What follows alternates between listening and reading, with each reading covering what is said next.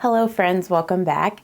Today I wanted to film a video on how I go about prepping my skin before applying makeup. If you want to have really great makeup, it really does require your skin to be, in the best condition that it can possibly be. So I think that the prep before makeup is just as important as the makeup itself. It takes a little bit of trial and error to figure out what is going to work best for your skin. I wouldn't say that my skin is super dry or super oily.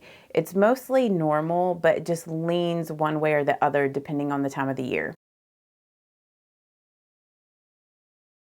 First thing that I do, so usually in the mornings, I do not wash my face with soap. I will just splash some warm water on my face, or, if I'm taking a shower, and the water is just washing my face as I'm like washing my hair. So if you have really oily skin, maybe you do want to use soap in the morning and a toner.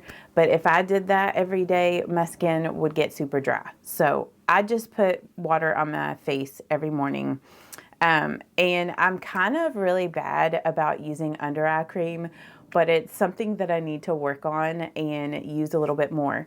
But my two favorite under eye creams, and I actually have more, like the Lancome, I think it was like Lancome Genifique. I'll pop it up on screen. I loved that under eye cream. It is amazing, but it is very expensive. So I do not buy that one very often. So my cheaper alternatives, the Bioma Depuff and Brighten Eye Gel. This is what I use most days on my under eyes. I mean, I wouldn't say that it's like super depuffing or anything like that, but I like how this one, I'm just gonna apply this. I like how this one is more of like, just like a gel. Hopefully you can see there. So I don't know, it's very cooling. I don't have issues with this. That was probably too much because that was two pumps. But I don't have issues with this peeling with my under eye concealer, which I know can be an issue with under eye creams. Some of them are really heavy, and then when you go to apply your concealer on top of it, it just peels. So I do not have issues with this under eye cream. And you want to typically use like your ring finger to apply your under eye cream, just so it's a bit more gentle on the under eye area. And then another under eye cream that I like to use is this one by First Aid Beauty, which is their Brighten and Glow under eye cream. This one has like a little bit of a slight kind of tint and sheen to it. Hopefully you can see there on the back of my hand. But whenever you go to blend this in, it's slightly like color correcting and has a bit of like a glow. My two favorite face moisturizers to use, they're both from First Aid Beauty. This first one is their firming cream. So this is a very, very moisturizing moisturizer. So this is what I like to use in the winter. And then another very moisturizing cream is their Ultra Repair Cream. So if you have very sensitive skin, if you are prone to eczema or other like skin issues, I highly recommend this one. It is very soothing. It has colloidal oatmeal in it, which is a skin protectant. So this is another one that I like to use in the winter months. So I'm just gonna go ahead and apply my face moisturizer, and I'm just using the firming cream. So you just wanna use, whatever moisturizer works best with your skin type. So I'm just going to just put that all over. And I usually apply this right after I get out of the shower in the morning, so it has some time to seep into my skin before I'm applying like my sunscreen and my makeup. So I would say at least 15 minutes before you're gonna apply like your foundation and stuff, I would apply my face moisturizer. I'm really bad about remembering to take my moisturizer down on my neck, especially in the morning. Like in the evening, I'm really good about it, but like in the morning, I've already got like my clothes on for the day, and so sometimes I don't really think to do that. But not that that's really a part of like your makeup prep, but just in general, it's good to moisturize your neck. And this is also something that you should do before applying makeup, is apply a lip conditioner. So I have, these are both the Vaseline Rosy Lips. One is in the tub. So this is a heavier moisturizer than their stick form. This is a little bit lighter. So You know, sometimes just out of convenience, I'll use the stick, even though it's not as moisturizing. But this is just like, you know, a little tub of Vaseline. It's just tinted. But this is very, very moisturizing. I also like to use the CoverGirl Clean Fresh Yummy glosses, like the ones that are more clear. So I have this one in Straw Booty that I like to use. But these are my two main lip conditioners. This is my Holy Grail sunscreen, and I will always use this as long as I can purchase it. But this is the Biore Aqua, or the Biore UV Aqua Rich Watery Essence. This is like the bigger container of it. And this is a Japanese sunscreen. So this is made in Japan. And I know that there's a US version, but it is not like this one. This is like a creamy gel, and it just absorbs into the skin so nicely. This is a chemical sunscreen, but this is a type of chemical sunscreen that does not irritate my skin. A lot of other ones here in the US can be irritating for me and cause me to break out, but this one is not irritating. So it is good for sensitive skin, or at least for me. I haven't had any issues with it breaking me out, and I do have really sensitive skin. I have to be really careful about what I'm using. You always want to use a sunscreen every day, even if you're not getting out in the sun, to protect your skin from premature aging. But like a lot of face sunscreens can just be very greasy and heavy, especially under makeup. This one is not like that at all. It literally just absorbs right into the skin. But yeah, the design on this is really interesting. Like you just squeeze, you just squeeze this little top and the product will just come out like that. Those are the only steps that I do before applying my foundation.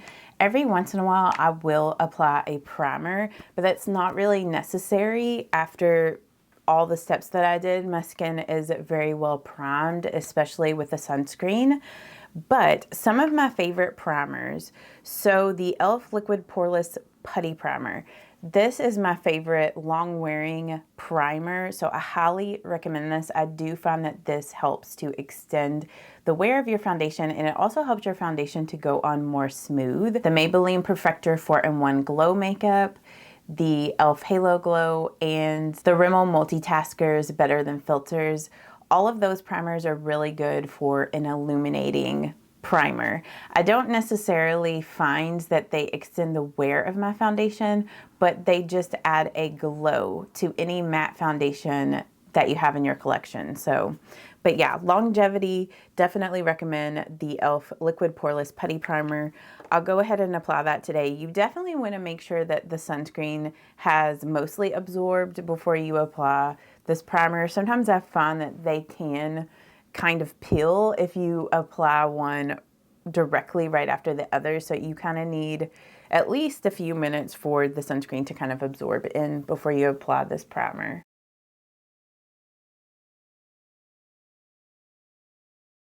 And since I'm showing you guys the prep, I'm going to go ahead and do like my foundation concealer powder just to show you guys how that prep works with the foundation over top. So for the foundation, I'm going to be using the Maybelline Superstay 24-Hour Skin Tint. This has just been my go-to foundation right now.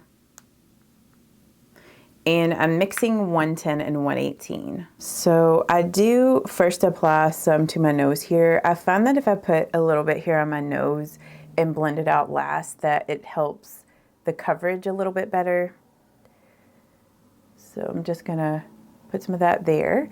And then I'm going to dot the foundation all over my face and then blend it out with my dampened makeup sponge. And I'll have all the products that I'm talking about today listed and linked down in the description box. And as you can see, like the foundation just blends on top of all those products really nicely.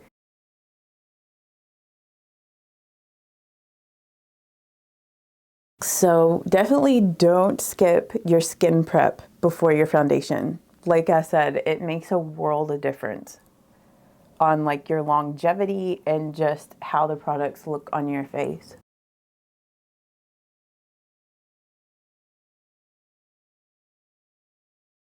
And then for my concealer, I'm using the Rimmel Multitasker. which I'm getting really low on this product. I need to order a new one of these. Take a little bit up here.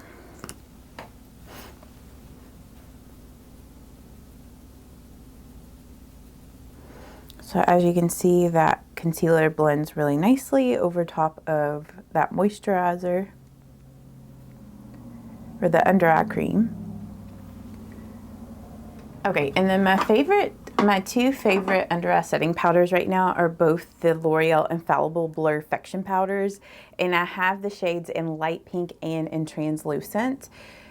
I mean, honestly, I don't really see a big difference in the colors of these two. Like, let's just use one on one side and one on the other so you guys can see the difference. But, so I'm just going in with the translucent. I like to get it on the sponge here, my dampened sponge.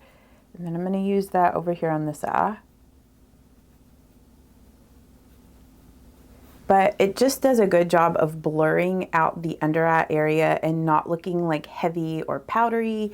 I think also applying it with like a dampened sponge also helps with that. Okay, so now I'm going in with a light pink on the other side so we can see if it really makes that big of a difference. I mean, I think maybe light pink is just slightly more brightening, but it's like so slight, I don't even know if you can really tell. Light pink, translucent, can you guys tell the difference? So anyway, those are my favorite under eye setting powders. I just think that they look really nice on the under eyes. I know that this Infallible Blurfection powder from L'Oreal is a little expensive for what it is, but if you just use it as an under eye setting powder, it's going to last for quite a while. And then my go-to setting powder right now, if I want like a luminous finish, is this Morphe Cloud Light pressed powder. So if I want illuminating, I go with this. If I want something not necessarily mattifying, but just like a regular setting powder, the MCO Beauty Miracle Flawless Setting Powder. This is an amazing dupe for the Charlotte Tilbury Airbrush Flawless Finish Powder. So yeah, this is like my go-to. I need to order a new one because I've basically used this one up. So yeah. And these Morphe Cloud Light powders are a dupe to the Hourglass Ambient Lighting powders, if I could say that. So I'm going to use the Morphe one today. This is in the shade Dawn. But this is just so pretty over top of the foundation. So I went ahead and did the rest of my makeup, and I'll have the tutorial linked down in the description box and above in the cards once I get it posted, but it's gonna be Thursday's video. So just stay tuned if you are curious how I did the rest of my makeup for this look. But I hope that you guys found this video helpful in knowing how to prep your skin before applying foundation and just makeup in general. But like, this is how, I mean, obviously, like, I'm a little bit more glowy because I used a highlight and everything. But this is how the makeup looks in the end. Like, so I just think that priming, like prepping your skin with the correct skincare products can make all the difference in how your makeup ends up looking in the end, especially if you have like more dry skin. So if you found this helpful, please give this video a thumbs up. Let me know in the comments like what other video requests that you have, and I will see you all in Thursday's video. Right? I think so. I think maybe in my last video I said I was going to see you in Thursdays. So I don't know.